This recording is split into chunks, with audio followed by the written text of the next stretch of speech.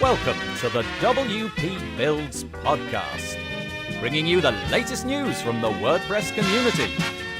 Now, welcome your hosts, David Wormsley and Nathan Wrigley. Hello there and welcome to the WP Builds podcast once more. This is episode 80, entitled Gutenberg's Design Lead, Tammie Lister, explains what it's all about. You can find out a little bit more about that later. This episode was published on Thursday, the 14th of June, 2018. My name's Nathan Wrigley from pictureandword.co.uk, a small web development agency based in the north of England. And I'll be joined in a few moments by David Wormsley from davidwormsley.com so that we can have our top and tail discussion and ending fact. The discussion today is called Red Flag Warnings for Web Design Clients. And then right at the end, after the interview with Tammie Lister, we'll have the ending fact, which is called What version of PHP are people using to host WordPress? Please, if you wouldn't mind going to the wpbuilds.com website, if you listen to the podcast over there, click on the buttons underneath, particularly the iTunes one, and maybe give us a nice 5-star review if you're feeling generous. Also, if you'd like to go over to wpbuilds.com/subscribe, you can find just about every single way that we communicate. We've got lots of different channels now. We've got a Facebook group, we've got a Slack channel, and various other things. But my favourite at the moment is the Messenger chat. So if you go over to wpbuilds.com/subscribe, as I just said, and click on the Messenger button, if you've got Facebook open, or you might have to log in, it will enable you to receive updates from us rather than via newsletter, just from Messenger, which I think's fairly cool. If you go over to wpbuilds.com/deals, we've got 20% off Toolset over there and 25% off main WP. And finally, very soon we're going to be having a webinar, a live AMA, Ask Me Anything, with Sebastian Webb from Microthemer. It is a few weeks away now, but if you go over to wpbuilds.com/webinars, you can find out all about it, when it is, and you can get yourself booked on. The software that I'm using only has 100 seats. That's the license that I've got. And I think currently we're on about 35 or something like that. So maybe not incredibly urgent, but if you want to get booked on, then yeah, go for it. And hopefully we'll see you there. And Sebastian Webb, the developer, can tell you all about it and how it works. Great. Okay, there is no competition at the moment, so I'm just going to say Tammie Lister is an employee of Automatic, but she's been sort of seconded out to work on Gutenberg, which I think we're all excited is coming around in WordPress 5.0. She's going to tell us all about it, what the decisions have been over the course, the fact that she hasn't always been the design lead, and what have been the difficult choices she's had to make in order to try and get Gutenberg in such great shape that it looks like now. Okay, before we get to her though, we've got David and I having our discussion. I really, really hope you enjoy the podcast. This discussion we're calling Red Flag Warnings for Website Clients, and it's a follow-on from the discussion that we had where we were looking as developers and the red flags that we saw in clients. So on this one, we're trying to turn the tables. But the interesting thing about this one is that, well, I guess it's not surprising. There are very few articles written by clients on web agencies and freelancers. In fact, all of the articles that are written are by freelancers. So in effect, most of those, if you like, although they're well written, most of the articles I've seen, they are essentially, why you need to pick me over the others. So we're going to try and dig deep, aren't we, on this one and see if we can put ourselves in the shoes of the clients and look at ourselves and how our services are, how we present those. So that's the aim here. Yeah, we should probably have a small caveat at the beginning saying we don't really do digging deep, do we? We'll gloss over it very gently and try to paint ourselves in as positive a light as possible. We're terrible, aren't we? This has come out of me trying to build my first proper site for clients. I mean, I built one before and it's just shocking, and I removed it, and now I'm doing it again. So I'm really looking from the client's perspective and trying to get in their shoes. So this is helping me. Anyway, we found one article which we thought might be a way of looking at things, because if clients are trying to find out how to get a good web developer, they're probably going to look at trusted sources. So we found one, wikihow.com, which has find a good web designer. So we thought we'd take a look first at their advice, which is quite amusing, actually, isn't it? Yeah, some of it's quite contradictory, but nevertheless, how many points have we got? We've got about 10 points again, or something like that, haven't we? I think it's eight or so. Nine is the number. Let's go through them and talk about them, and if there's any time left, we can move on. Yeah, we'll need to, actually. So they're very quick on. The first point was about, pick your favorite search engine. But although they say, and that's the contradictory bit, isn't it, that the best designers are found through word of mouth. Yeah, I think as with most things like plumbers and electricians, I absolutely pick somebody from word of mouth every single time. I will Google if I have no word of mouth to go on, but I'll always go for word of mouth, definitely. But search engines are an increasingly important thing. And my community is very strong, and I've got lots of friends where I live. And obviously, if you're new to a place, then that's maybe not the same thing at all. So yeah, okay, Google, fine. Yeah, and then 2 is read the descriptions. I suppose that's obvious, and look at their sample pages. So I think they're talking about portfolios with that. Although actually we've got an image, haven't we? Oh yes, no. That's it really. Look at their portfolio. Well, there's my fail straight away. My new website doesn't have that. Yeah, my portfolio hasn't been updated for about 19 months or something, so it's completely got nothing that I've done recently on it at all, which is utterly rubbish and inexcusable. But there you go. I've been busy.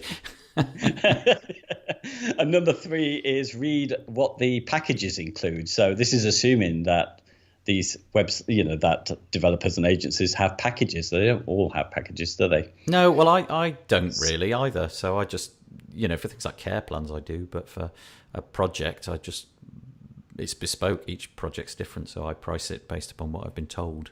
Yeah, well, I'm looking at the image that WikiHow's got here of somebody's site, or they've made it up themselves, and it's got all these things: website type, created by professionals, dedicated project manager, search engine friendly, contact forms, and these are the things that are in their tick box of things you can have in the packages. So it looks a little out of date to me, this, I must admit. Yeah. So number 4 is watch out for the designers who charge by the page. I've never done that, really, so I don't really know. I've only ever charged by the project, but I do know I have some friends who are in this business who do. They charge a significant amount for the first page, and then they charge significantly less for each page thereafter, and that's the way they do it, and it works. Yeah, I know people who do that as well. In fact, my colleague used to do it that way, but they say should be willing to quote on the whole job. So in the end, my friend's pricing would be for the whole job, but they calculate it based on a page. Yes. So if there's 10 pages, they know how much that comes out at, but maybe they don't discuss that with the clients. I don't really know, to be honest. This is the first interesting one. It's ask about intellectual property ownership of the site. Ooh. Yeah. That's interesting, because that I would imagine I've never been asked about that ever. Is that true? No, I think that is true. Nobody's ever asked me, but I do include that in my proposal. I just say basically more or less it's all yours, but I exclude certain licenses that belong to me, and I make that clear. But that's just not the way I would operate. I would quite happily, you've paid for it, it's yours. None of it do I really wish to keep, except the licenses. Yeah, absolutely. And this is an interesting one as well. 6 is make sure website domain names and addresses are registered in your name with your contact information. I explain this at great length, and I explain, either I can buy it, but I'll make no claims that it's mine, and I'll happily draft you an email to say as much. But I do also say, if I fall ill or get hit by a bus, you're in deep trouble. Or you can go out and I'll give them the name of a registrar, and you can do it yourself. And invariably, they always want me to do it, even with all those caveats. But now I'm using Google to register new domains, and they allow you to delegate back to the client the ownership. So that kind of solves all the problems for me. Yeah. Number 7 on here is if you're planning to do regular updates and cannot afford to employ someone to do them, ask to have the site designed to an easy editable template. Now, that's quite an interesting thing, particularly in WordPress press space where we need regular updates as well. Yeah, I'm wondering if this article was written in a time before CMSs have become ubiquitous. So, actually getting into the HTML was still a thing to edit the site. Nowadays, it's, I guess they've used the word template. Obviously, you and I are both using page builders, which makes that number 7 a bit obsolete, doesn't it? Yeah, absolutely. But it's interesting because if somebody was using the net to look for a designer, this probably is an article that they'll come across first. So, yeah. And number 8 is never pay for extra services such as search engine placement. I think this is dating it, that you can get for free from registering at Google, Yahoo, etc. So, yeah, we see that with hosting companies. I don't know about. Yeah, I make it clear, but I don't make search engine. I mean, I talk about doing SEO work, but I don't make it a promise about getting on the first page or any of that nonsense. But I do have extras. I might do email marketing for them, but that's an extra price because it is an actual extra thing. So I can see the point of number 8, but it's not really come back to bite me because it's all rolled into the price at the start. Yeah, and the number 9, which is the final one, is always read the fine print before you sign up, which I guess is just fairly sensible stuff generally. Have you altered your fine print much in the wake of GDPR or any of that stuff? What fine print? Ah, good. Right. Well, I'm glad to hear it. There is no fine print. It's just blunt print, coarse print. Yeah, I don't really have a lot of fine print, to be honest. I'm kind of working on the basis that it's me and you're dealing with me and we've got a relationship. Let's not take each other for granted, kind of thing. Yeah, I think that's it. So if you don't mind, I'm going to go through this list we were talking about before, which was trying to put ourselves in the shoes. And I came up with quite a few things that I need to look at with my own site. And maybe this will jar with other people. I don't know about you, Nathan. Do you look around at other developers' websites? If these people had Googled, as suggested in the first place, to find their designer, what do you think they're going to see? I genuinely never go and look for other people's websites. And I did just now because of a conversation that we were having. I sort of typed in a local Google search for where I live, for web designers. And it was quite interesting, shall we say. I mean, goodness me, my site is nothing to be shouting about. I haven't updated it in such a long time. But they're all very different, shall we say, and some of them immediately are a bit more difficult on the eye. And obviously, as somebody who knows about the latest trends, some of them haven't kind of stuck to any of that kind of stuff. And I am not holding myself apart from any of that, by the way. And a lot of the stuff is definitely missing. Some of the websites didn't have like a process that you'd go through. They didn't explain about the pricing particularly clearly, and in some cases they were trying to do too many things all at once. So but until this moment in time, I'd never really gone out and looked at my rivals at all, which is silly, I suppose, but that's the way I go. I've seen a trend, and I followed this very early. My first website, I took it down because it just embarrassed me. And what I was doing with it, in a way, because we're in a vacuum, we don't get this feedback from clients properly. What I was trying to do is, I guess I was exercising all my frustration. So I wanted to convince them of my value, and I wanted them to think, oh, it's not a website, it's about the traffic and conversion you get. And I needed to, and it was terrible because it was so trying to persuade people to get into that. And what I see is that still goes on with most people's sites, exactly the same as what I was doing and is my default. And it ends up being really vague promises about a better future for their business for getting this website. And then there's no sense of, like you just said, what the design process, so somebody looking at a website, they'll see all of these promises were going to skyrocket your business. And there's lots of did you know facts as well, know, that you've got a millisecond to grab their attention. 99% of your business is coming through the net, etc., etc. Yeah. But Go on. Sorry, you carry on. no. It's just I was just going to go to the point that you meant, but what you said is about there's no clear design process shown, so there's all these promises, but what happens next? Well, I took the approach quite a while ago that with my website, so as I said, caveat emptor a bit, I haven't looked at it for a long time, that it was a given that everybody wanted a website already. And actually what most people wanted was help with it. Yes. And they need it. And so I've couched it in terms of it performing well, and I can help you to do that, but I don't use any statistics. And I've said basically, you want a site that's looks professional, that is being taken care of and is supported. I illustrate, I've got a portfolio on there which hasn't been updated. And then I go through my process. Here's what will happen, because I kind of figured that's what the client actually wants to know. They're going to assume that you know what you're doing, but do they know what you're doing? So I've broken it down into 6 steps. Number 1, the brief. Number 2, the sitemap. Number 3, the prototype, which actually increasingly in the world of page builders I've kind of abandoned. Number 4, the design, which is me sort of making the design from the prototype. So those 3 and 4 kind of go together. Number 5 is actually doing it. And number 6 is supporting it after it's been done. And then I go into what all those bits are. That's the assumptions that I made.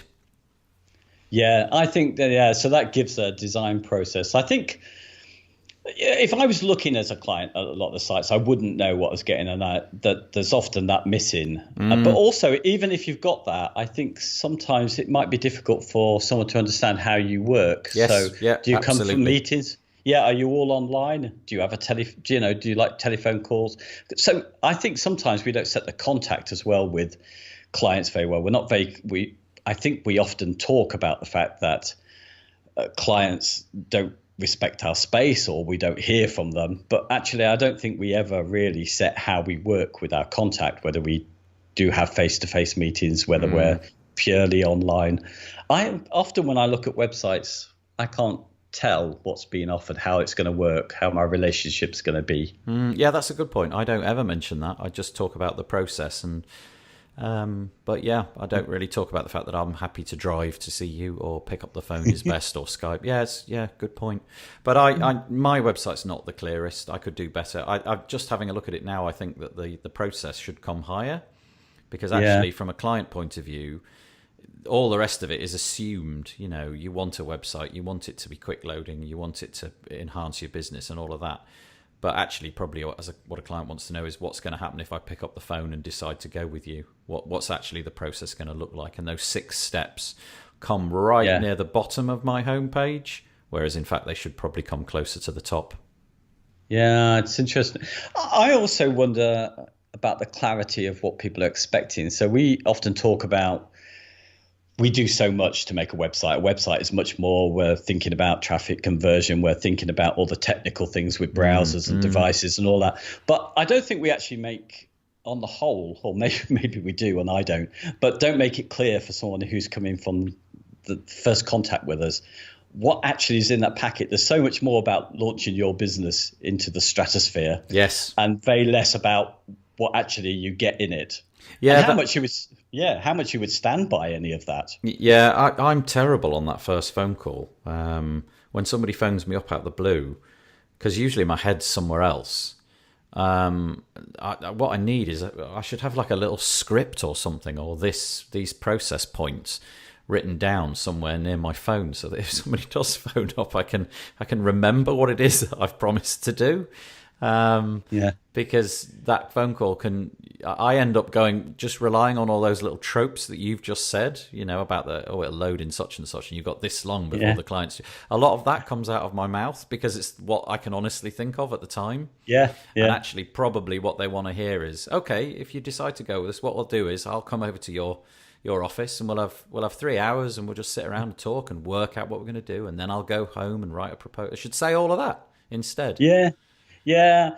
Do you know what? I think that's one of the things, but it's the language, I guess. And God, I tell you, I was the worst for this. I'm trying to correct it and learning how to talk differently. But I do think mostly we're dealing business to business, aren't we? So Yep. there are other people who need to make a profit. And I think sometimes our language tends to be we're looking down at clients who don't get it. So from the start, we talk a little bit down to them. Yeah, You know, that's a good point, though. I like the profit angle. I don't really dwell on that. Like you say, the technical stuff is what comes out of my head because it's what I'm thinking about. But Yeah. couching it in terms of, okay, this is the process. We're going to work out in that discovery session what it is that your business needs to get more revenue from the website or whatever. You'd rehearse this stuff over time, wouldn't you? Yeah, you're right. I need a big rethink. These last two discussions, the one about the red warning flags for clients and web designers, they both made me really think about what I need to do when I suddenly discover there are 30 hours in each day and not 24. Yeah. Well, I'm really going through it at the moment because trying to work out how to get the message across and be adult, if you like, when I'm talking to potential clients. That's what I'm trying to get at and break it down as much as possible. Because that thing about not paying for extras, and also we were talking on that other discussion about the fact that people might try and preemptively say this will be an easy job to keep your prices down. I wonder if this comes out of the problem. A red flag for clients is that we have surprising costs. So maybe care plans and maybe software licenses are surprise costs for some because they get a quote for the website and then we say, oh, yeah, but you really need to be on this plan at the end of it. Yep. I'm quite happy to discuss WordPress and the fact that there are licenses involved. And I talk about the fact that it's this open source system and part of the beauty of that is you can bolt other things onto it, but they have a cost. And I don't really mind which way the client wants to take it, but more recently I've been saying, look, I'll tell you all the plugins that you need to buy and you just go off and do it because it creates less hassle down the road for both of us. Yeah. I mean, I know certainly clients have, I mean, the little feedback I have got from clients, and that's by sitting in through other meetings. I think I mentioned this once before. There was a bunch of people who'd gone to an SEO course and they were complaining about their web designers. They were happy with them at the time, but they hadn't got the business that they expected. Yeah. Now, it turned out they didn't ask for it in the first place. But it was interesting that they had that expectation. I think it's one to watch out for, you know. Yeah. All Okay. the time. I think we're getting quite good at talking in these discussions for a long time. When we started them, I don't know, maybe it was like 6 months or a year ago or whatever it was, we'd got this 10, 15-minute thing in our heads, and here we are. We're at nearly 20 minutes now. And one last thing I think we should mention is expectations on longevity of sites. I've never thought about this until today, that I never give anyone some expectation about how long that website might last. I'm interested to know their budget, but they don't know how long they're going to get, how many years they're going to get out of that. Yeah, I don't do anything about that either, which is stupid because it's such a good idea. The only thing I do is I talk about the care plan. That's my ongoing thing. But if you think about it, if you were to buy a car, there is an expectation that car is going to have wear and tear and it will look out of date and it will break down and so on. The same thing is going to be true of a website. My rule of thumb is that things start to look dated, not necessarily ridiculous, but start to look dated after 2 years. And I think that would be a good thing to put in at the beginning. Look, we'll build you this website and we'll come back to you in a couple of years, because at that point it really will start to look dated, and obviously your competition probably will have updated their site at some point. An idea that I had was maybe you could offer a discount if they were on your website care plan and they've been a faithful user of that month in, month out. You could offer them a, 20, 30% discount on the next build if they stick with you throughout that time. Yeah. I'm definitely going to start thinking about that, because it's something, when you think about it, business to business again, they need to know, don't they, their long-term costs. And I've never talked about it. What do they say? It's like leaving money on the table. But I've never done it, so I never knew it was there. But I'm going to try that. Right, okay. Shall we knock that one on the head? Indeed. Okay, in which case we will go to the interview part of the podcast. Hello and welcome to the WP Builds interview part. Today, all the way from Northampton. Is that right? It is. It's Northampton. A moment ago, I shouldn't really say this, but I'm going to say it anyway. We just pressed record and I said she lived in Brighton because I want her to live in Brighton because I used to live in Brighton and I love Brighton. How are you doing anyway? I'm good, thank you. How are you? Very well. Now, the reason that we've got Tammie on today is actually because Tammie is quite an important person in my life and probably your life, although you may not realise it, because Tammie works for Automatic with 2 T's, who are, I want to use the word parent company of. What's the relationship between Automatic and WordPress? What's the sort of technical definition of how they're linked? So I wouldn't have said parent company because WordPress.com is different from WordPress.org. Yeah. But the team I work on is part of a kind of division which is donated back to WordPress.org. So what I do is I work with some people that are full-time donated back. So I guess supporter would be a good kind of approach to say. Yeah, it's a funny sort of relationship. I don't normally peer into that bit of WordPress. So I just know that there is this inextricable relationship. And yeah, donated back. There you go. That's a nice way of phrasing it. Anyway, the reason that we've got you on is because you work for Automatic and you are the design lead for the Gutenberg project. My goodness me, how busy have you been for the last 2 years? I'm actually the second design lead. So I've kind of a year and a little bit. I've been the design lead. Then before that, I was working a little bit on it. So I've been less busy than some. But definitely the past year has been super busy. But there's so many awesome people contributing. It's a busy with other people. So it's a really good position to be in. Oh, well, that's nicely said, yeah. Now, for those of you who've been living under a rock, who don't know about Gutenberg, it's the thing which is yet to happen. It's the moment in time where either you're going to tear all your clothes off and run around screaming the sky is falling down, or you're going to say, yes, finally. I know where I'm camped. I'm in the yes, finally camp because I'm really looking forward to it. But I should probably ask you to explain, if that's all right. I know it's a bit of a chore and a bit of an old question, but would you explain not why, but what Gutenberg is? Yeah, no problem. I'm hoping it's not a removal of clothes because but what Gutenberg is it's quite a broad stroke. So it will be a reimagining and reworking of the entire publishing experience and the way that content is created for WordPress. There are 3 phases. The first of those is the one we're currently in, which is the editor. Then there will be the customizer, and then there will be theme. Each of those phases has a design and technical lead. So Matthias is the technical lead for the bit that we're with editor, and I'm the design lead. So that's a very broad stroke of what Gutenberg is, and we can, if you want to get into a little bit more, I'm happy to kind of dive there. Yeah, I think probably if we take a step back for a moment and we consider why there's a need to replace what is a functional and working thing in WordPress. I mean, up until now, it's been fine. We've had a decade or more with this text editor and, but it's been decided, I guess, in the face of new design trends and emerging platforms that it's time to update WordPress. So why do we need it? What's wrong with what we've got right now? Yeah, so, I mean, it's actually seems to be a kind of a point decision, a more recent decision, but it's a decision that's come over time. And you actually raised a good point. We've had what we have for quite a long time now. And the thing about digital experiences and making content is changed. So what we once were making content for is completely different now. You just have to look at the average blog post. It's pretty rich as far as content goes. And when I say rich content, I mean videos, images, different things, not just like text. And even text can be pretty rich now. People are doing a lot more quotes, styling. So in light of all of that, what we have now really doesn't fit what we want to do. You kind of mix that with the fact that WordPress, things work in WordPress around WordPress.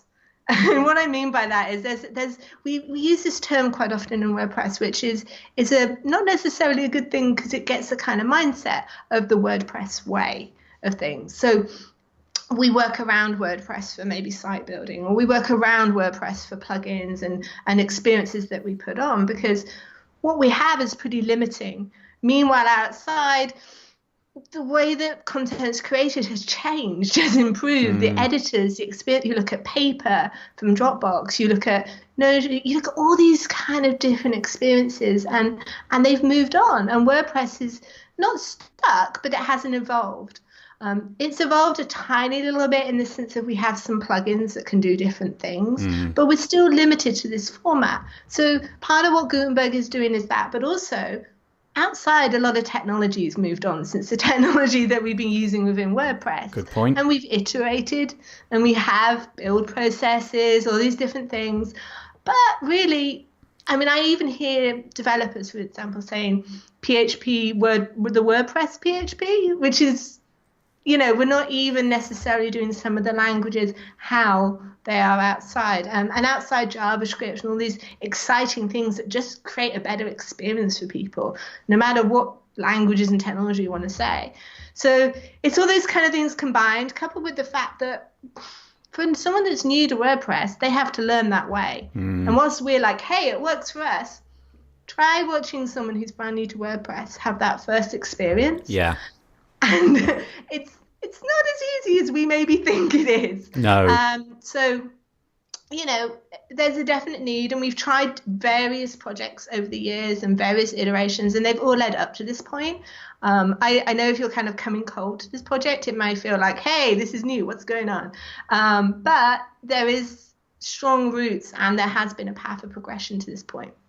It's I really like the analogy there of all the other things that are going on outside, because if you open up a SaaS app, they don't really behave with a little text box with the the Microsoft Word style bold, and the little palette of options floats around with you, and it follows you about, and you've got little discrete sections, and I think it's as you say, it's people who have been so invested in this, and it must be, it's worrying if you've got your entire business based upon this knowledge that you've acquired over many years and you've got jolly good at it, then this moment in time where things are suddenly going to be changed is a big one. But I also like the fact that you described new users, and I'm thinking particularly of people like my child, who's still quite young, and if I put him in front of WordPress, he genuinely will be, that's really, it's not as good as the other stuff that I use on a daily basis. So great. Okay, so we've got the rationale for why, and we've got the idea of what. But maybe in this first iteration, as you said, we've got three things coming down the track. The first one is the current one that we're working on to get it out in WordPress 5, and that's very much tied into blocks. Would you like to explain, if you were using Gutenberg, what is a block? How can it be purposed? And I know that's a ridiculous question, because a block isn't as simple as that, but would you mind giving that question a go? No, it's a great question. Can I just slightly answer with the point of if you're using, the change and what it feels like that you kind of brought up? I think it's important to remember that where possible, one of the core principles of WordPress still is backwards compatibility. Yes. And Gutenberg isn't changing that. Yes. So there's like this sliding scale of backwards compatibility. That's kind of how I see it. If all else fails, we have it will fail gracefully, right? That's kind of like the baseline. Then we have things like a classic editor plugin that you could install that means that Gutenberg is not going to be there. It will just have a classic editor. Yeah. And then there's things like the classic block. I'm not going to go too much into that in the sense, because you asked me a different question, but it's really important to know that we have these, the way that Gutenberg is built on the foundations, both in design and also in philosophy of WordPress. No, thank you. That was worth mentioning, because I dramatized it slightly, didn't I?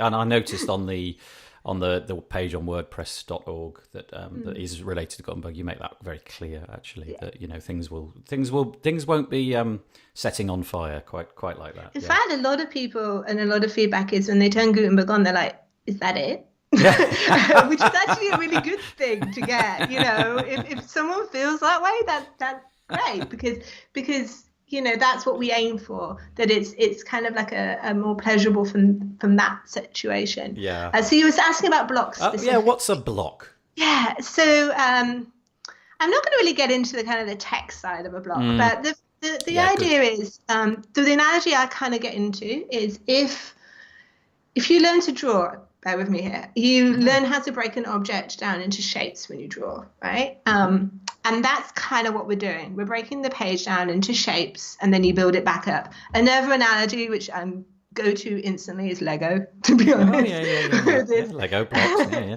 And the reason I go to Lego is you can have things like blocks joined together in nesting. So you could have like an object, like a wall of a house or something like that in Lego. But what a block is, it's either broken down to the smallest or larger, in that sense, a block of content that you build your content from. So every bit of content might have a page, an image, a gallery, and that's literally what it is. So I think sometimes we add a bit of weight to blocks where when it comes down to it, it's just different types of content. That's a broad stroke of it, but really that's what this is. And we've already had that. We've always had things like HTML tags about different types of content. Blocklo is a big one of that, right? Yeah. So we've always had this approach. And when people write and when people edit and when people create things, they, particularly theming, they always think of in these terms. Even down to meta, if you think about the way that a meta is like the extra information on a page, the way that someone builds a testimonial or something like that, it all comes down to that. So it's not a new concept by any stretch of the imagination, and particularly if you go outside of WordPress, there's lots of different ways of doing, like atomic design, all these kind of different approaches are just surfacing the basic principle that things are made of smaller things and we build them up. Now, Gutenberg is bringing that a little bit more obviously to WordPress. Presumably, there's a lot of complexity, although it could be very straightforward, just a bit of text, for example, or a bit of text with some highlighting or, some styling or what have you. Presumably, you could make very complicated blocks and do quite amazing things, drag in a block that's got all sorts of different components. Have you seen something in the more recent past that you thought, oh, that's a fantastic use of this notion of a block? I wasn't expecting that. It's ingenious. So I think I am pretty much daily excited about what I see that people are making. So it's really hard to just call one out. Okay. I'm super excited. So things that got me excited lately are things where people make forms easier. I've seen Yikes, for example, are doing MailChimp. That's great. I'm seeing explorations into how forms can be done. I'm also seeing, which really excites me, where themes with a suite of blocks. Atomicblocks.com, which is Mike McAllister's project. That's fabulous, isn't it? Yeah. Yeah. So things like that super excite me. Yeah. I don't want to I feel like I want to give lots of names because there's lots of people doing amazing stuff, right? It was unfair of me to ask that question, but needless to say, you're seeing some exciting things and new possibilities have emerged unexpectedly, perhaps. That's the point of WordPress, and that's the kind of exciting bit. I'm designing just for this bit, right? After this, once we've got Gutenberg, phase 1 into WordPress core, that's when the exciting things happen. I mean, it's exciting being part of that project, but it's really exciting when these tools are taken, and that's really what we're doing. We're giving like a foundation toolbox to everybody. Yes. And then people just start building things when phase 2 happens with customization and templates, and that is when it's just going to be like, wow, did not expect someone to do that, and that's incredible. That's the exciting bit, because if you think about it, if you think about all the plugins and things that have happened in WordPress over the last decade and how amazing some of those have been and what they've managed to allow us to do, we're kind of heading, it's like a new horizon, isn't it? It's going to happen all over again, and we're all going to get excited all over again. Really better. I mean, I'm a user experience designer at heart, and it's going to be happening all over again with a better toolkit for experiences. Yes. You look at the way that we can ultimately give an easier way for people to do good performance, good user interactions, all these kind of things. And that suddenly, we've got strong patterns in WordPress and we're building on those in Gutenberg, but we're having even stronger interaction patterns in Gutenberg. And that's always something that filters into the plugins. So yeah, it's like raising everybody up. Yeah, and that's the great thing. Yeah, it genuinely is enormously exciting. And the atomic one that you mentioned is one that I've pored over a little bit, and I just thought that's tremendously exciting, and it's not even finished yet. It's great.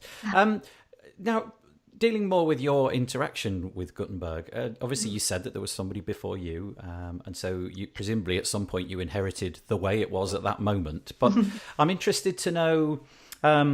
What's the process that you've been going down? How has it changed over time? Whose voice have you been listening to? Who's been tapping on your shoulder and saying, "Oh, make it do this, make it do that"? Has there been like an overwhelming amount of contribution? Has it been difficult sometimes to decide who's right and who's wrong, which way to go, and those kind of things? What have you had to do, and how have you adapted it over time? Because I know it's changed a lot. That's a lot of things. Yeah, sorry. Terribly rambly question, that. Yeah, no, that's okay. I'm going to try and remember it. And then if I don't, then you can kind of pick me up and we can kind of loop back.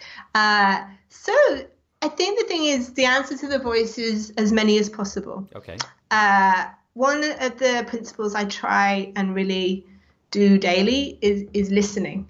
I do that. I try and respond to reviews. This is just my personal practice I'm going to start with. Okay.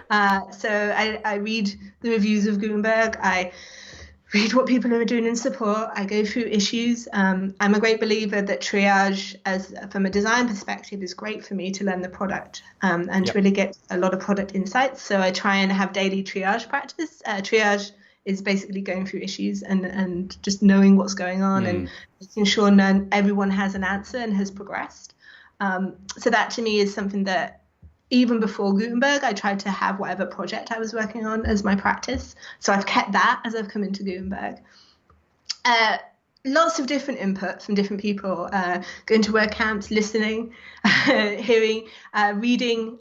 There, for example, have been some amazing blog posts there was one particular one by a college in America, and they'd done some usability testing just to see like what training manuals, I think, was the perspective they were taking it. Would they need to use? And it's been great because that was like, whoa, lots of insight. At Camp US, we also had a usability testing corner. It wasn't really a corner, but I'm going to say it's a corner. Okay. Yeah. And we had constantly throughout the whole event usability testing there. We've also different meetup groups have done usability testing. We've actually seen some organized testing. That was particularly towards the end of last year, and a little bit has trickled in. Yep. So that's a lot. And also just processing any chance that I get from different sources. Listening to, I always call them the stress cases rather than the edge cases, because they're called stress. And if you say edge, it's like easy to ignore. I picked this up from Eric Meyer specifically. And it's really, really important that you kind of pay attention to that and really notice where that stress points are. So that's a lot. No, keep going. It was good. Okay, so what else do you want to kind of know about the process? Well, I was just wondering also about just the weight of it all, the volume, because presumably with so many WordPress users in this very, very large moment in time, I was wondering if it was almost impossible to keep up because there were so many differing opinions and such a volume coming through every day. So I think I wouldn't say it's impossible. I think you have to filter. And that's something in any open source project. So you could kind of pan that out to the open source project as a whole for WordPress. Yeah. There's a lot of people having a lot of opinions, taking it in a lot of different directions. So you have to have the guiding light of what are the features that you're going to ship with a project. And specifically, we've had that with Gutenberg. We've had an issue up with the minimum viable product. This is what we are going to ship with, and that's been up for a while, and we've been slowly taking those features away. And we've definitely moved into a phase where we're like, hey, that's an awesome idea, but that's the idea for the next phase. And we've been doing things like using GitHub projects to do that, and I think you have to do that as a project. You have to kind of keep that this is what we're going to ship with. Otherwise, you'd never ship. No. Because you'd be constantly like adding things and it would look like everybody wanted it, which is not what everybody wants. Sorry, apologies. No, let's go. I was going to say, as of we're recording this May 2018. Is there still, because I know this is what everybody wants to know, isn't it? Is there still a great long list which is causing it to be held back and not be shipped, as it were?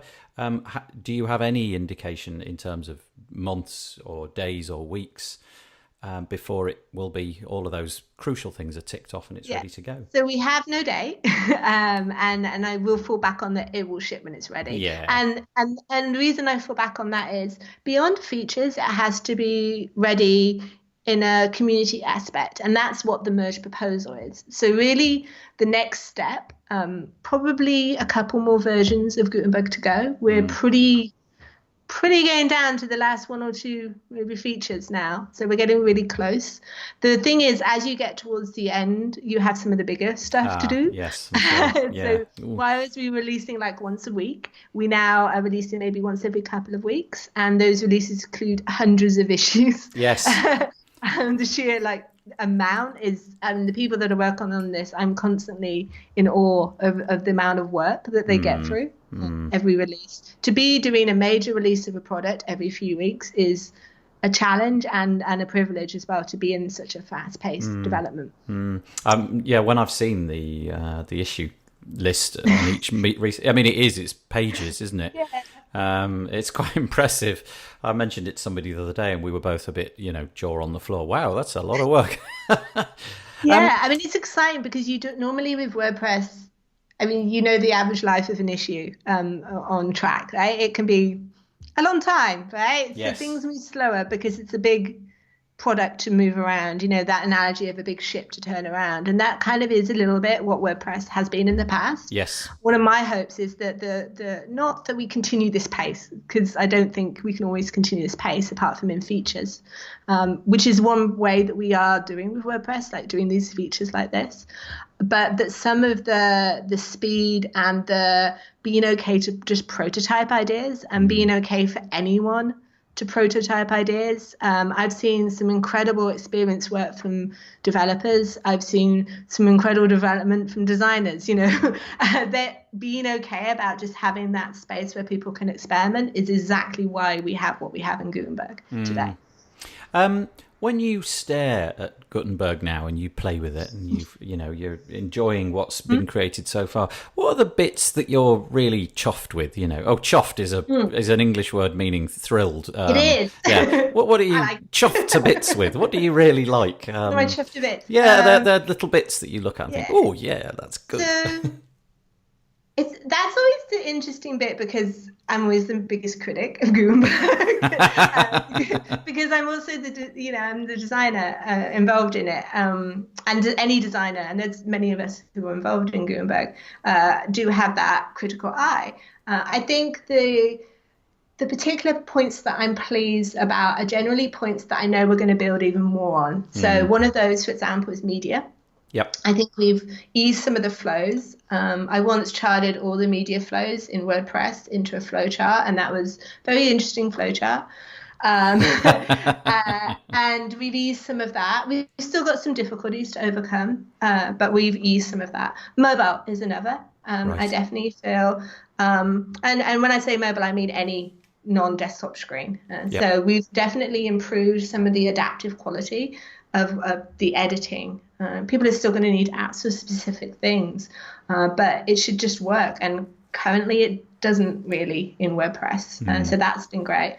Some of the little moments, I call them moments of squee because they actually make me do that.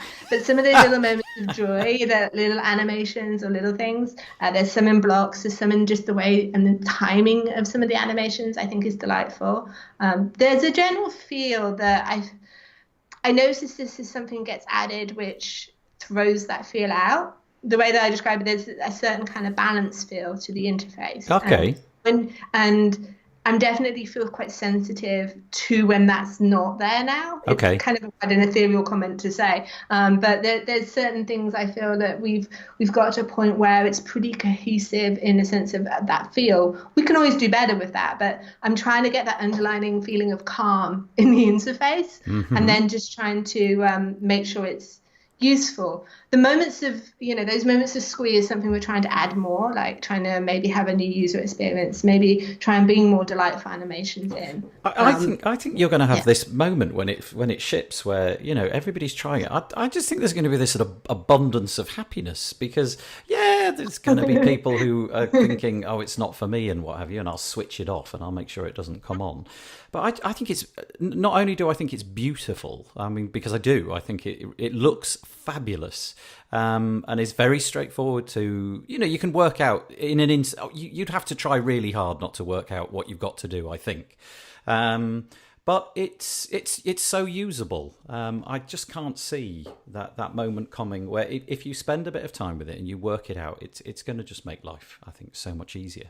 So I think some of that beauty and that feeling is in part the person that I took over, Johan from the design lead. He stayed on within the project, so I think that's enabled, along with other designers, to have this really cohesive feeling to it. It's had those eyes, and it's had that work. So my kind of hat is tipped. That's a very English phrase again. We're full of English phrases. That feels like it's very that. It is what you get when you get people that can focus on, and designers specifically can. It's a huge luxury for us to be able to do this. To put designers specifically onto a project for this amount of time in an open source project, it's a huge luxury. But being able to do that, I think we have a stronger product because of that.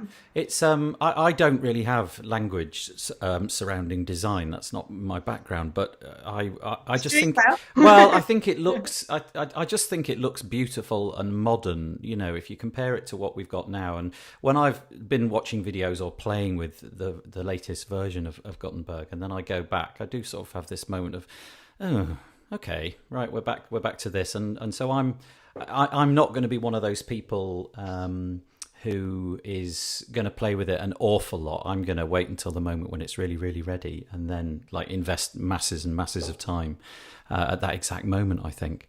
Speaking of it being ready, you mentioned that's like block one, if you like. I shouldn't use the word block, should I? That's just going to confuse everything. There are three phases. There you go. That's the word. 3 phases. So getting it shipped with blocks is phase number 1, and you alluded to phase 2 and 3. Could we just explore those for a few minutes? Yeah.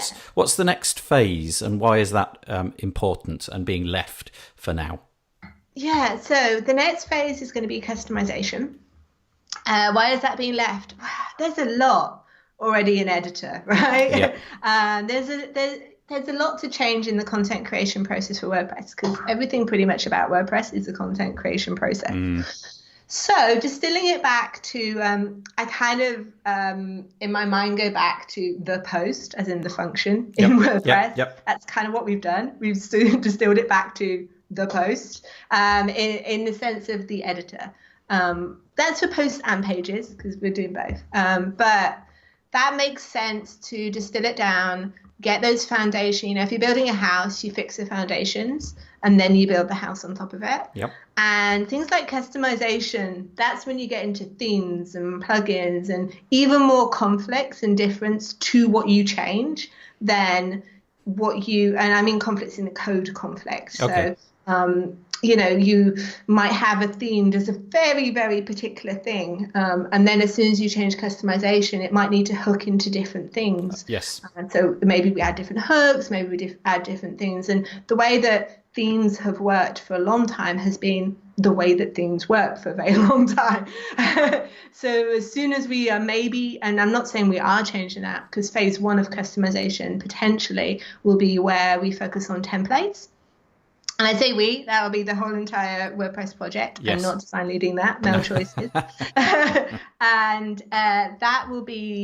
that's again distilling, and customization is a huge thing. That's distilling the huge thing down to the biggest problem today in that area, which really is, how do I add a template, and why does my template look nothing like what it looks when it's output on the front, and all these kind of things is what people constantly feel, that disjointed, the what you see is not what you get, kind of like, whoa, that's not what I ordered, and that's really hard. When someone first looks at a site, they expect when they edit it to look like that, and even in Customize it kind of does, but it kind of doesn't. You'd have to have a site builder plugin, or you'd have to have a series of plugins, or you'd have to have specific themes to really be able to do that. Out of the box, WordPress just doesn't even provide like one brick towards that building. So being able to build on that makes sense, and starting with the editor makes sense because we're focusing on a very specific area. It feels like we've kind of gone outside of that area, but the whole writing interface does need iterating to do editing. It actually is a huge task to do customization. I can imagine. Sorry, again, it's sort of glibly said, why has it been left out for now? I didn't mean it to come across quite like that. Is it going to follow the same sort of pattern? These next two phases, are they still?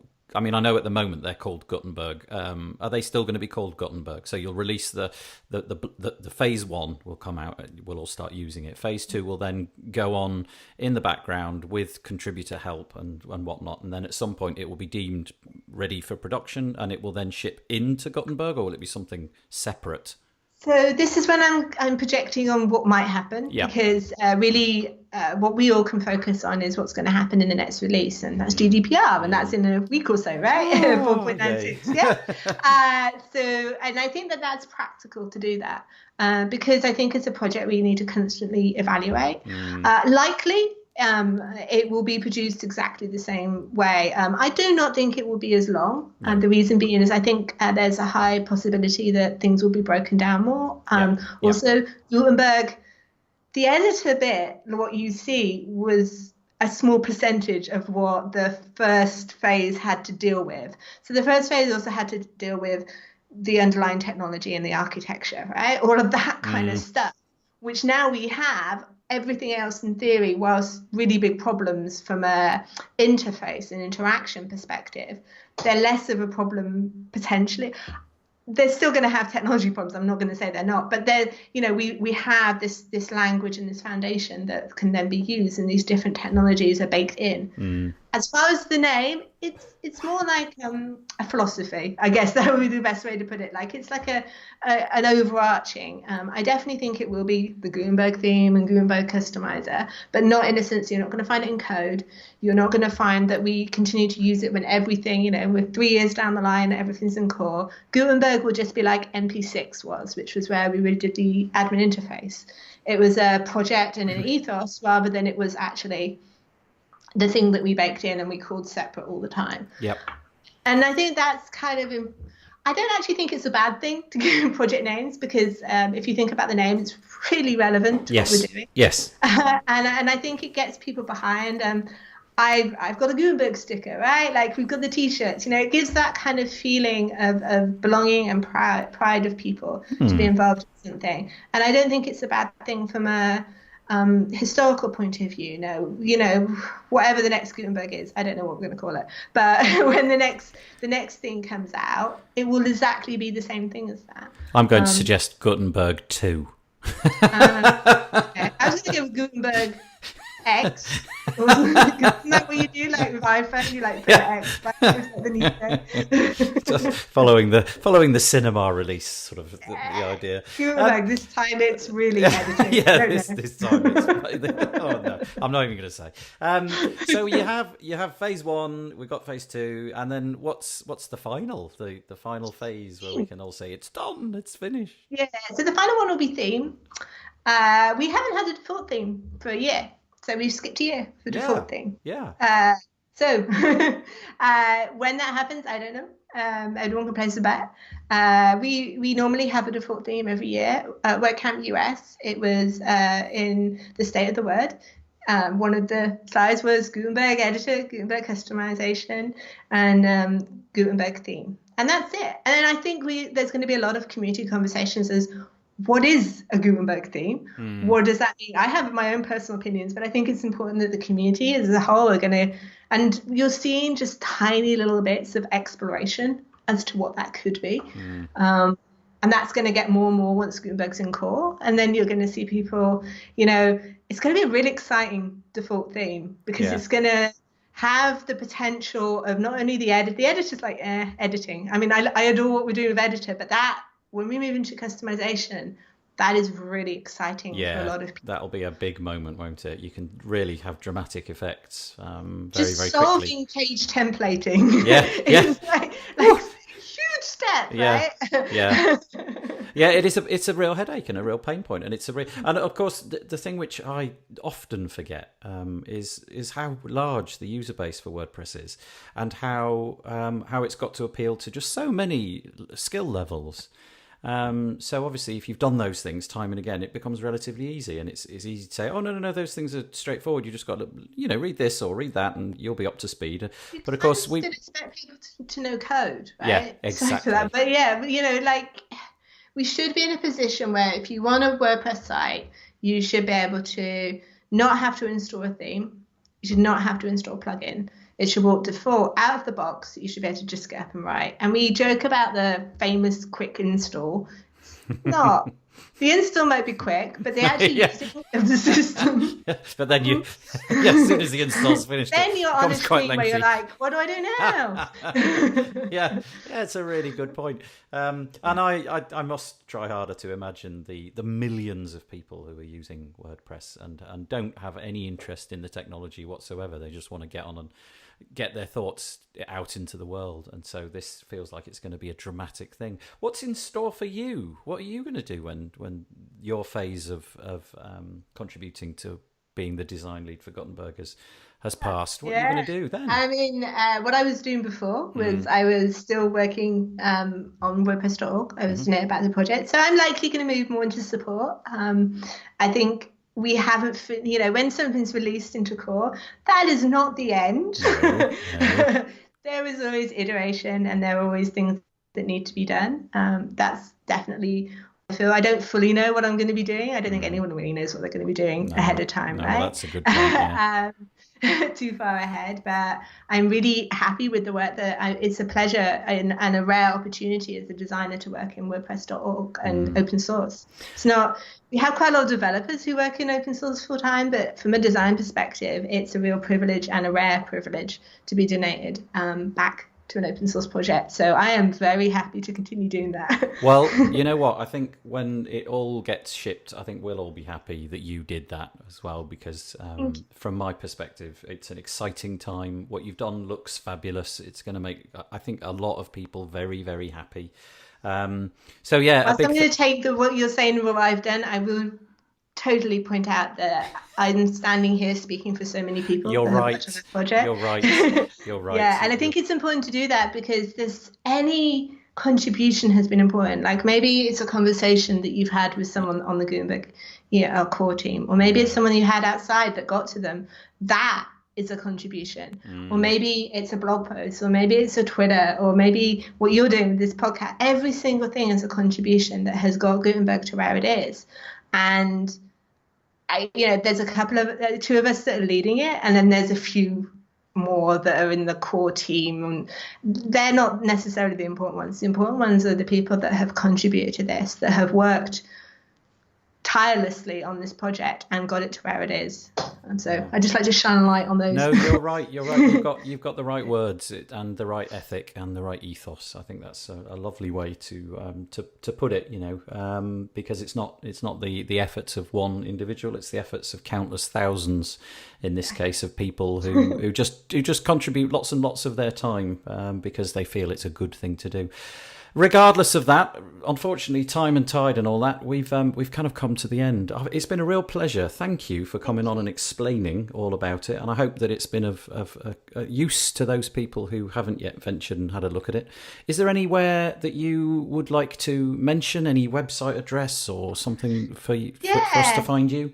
So you can follow me on Karmatos, KARMATOSED, on all the things. And I have my own little site, which I need to blog more, but tam.blog. I can imagine why you're not blogging much at the minute. You've probably got other things on your mind. Thank you, Tammie Lister, for coming on. Much, much appreciated. Okay, thank you. And today's end, in fact, we are looking at wordpress.org/about/stats at the charts that they've got there. And we're looking at the PHP versions, which is, I don't know, it's interesting to me and Nathan anyway. But what it tells us here is that the most popular PHP version that's running at the moment at 39.5% is 5.6, which is quite old, isn't it? We are presently, I better get this right, we're on 7.2, is that right? Yes, 7. I've forgotten what the exact one. I think it was 7.2.6 was released at some point in May. But yeah, 7.2. And last week we talked about the WordPress version, didn't we? And we talked about the fact that that is 55.5% on the latest 4.9. But this is in stark contrast to that. And the reason, I suppose, is simply this. In WordPress, you can update WordPress, but in WordPress, you've got no chance of updating PHP. So presumably, this is something that the people at your hosting company need to take care of. There's a lot of good benefits from updating to 7 point anything. Primarily the speed. I remember at the time that 7 came out, there was an awful lot of talk about the fact that it was significantly faster, up to two times as fast in some situations. But I guess there's security patches and things that have taken place. So this is not as encouraging as the one we talked about last week. Where does it go from there? We've got on PHP 7. Let's go back. So on 5.6 is the majority, on nearly 40%. Then it drops down to 7.0, which is 8. Let's call it 19%. Then 7.1 is 8.8%, and then we drop off into little sections of the diagram. So yeah, this is not quite as encouraging. And you made me pull up the wordpress.org/about/requirements page, and it says on there that PHP version 7.2 or greater is recommended. So I think this is quite a nifty idea, because a little bit further down the page it actually says ask for it.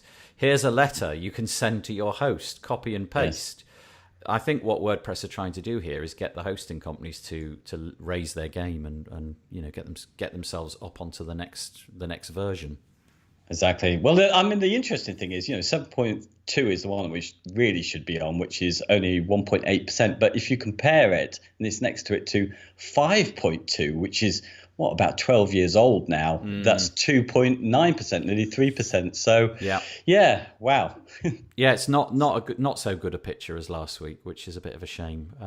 But there you go. If you do have a host which isn't on 7.2, then maybe it's time to reach out to them. And as we said, if you go, you can just copy and paste an email. And I guess it's a good idea to copy and paste it verbatim, because the more times they see the exact same email, the more significant they'll take it. And that's probably going to be useful for all of us if we all get on that. Yeah, it looks like 2/3 of people probably need to send that. Yeah, that's a lot, isn't it? And that's millions and millions of people. So there you go. Right.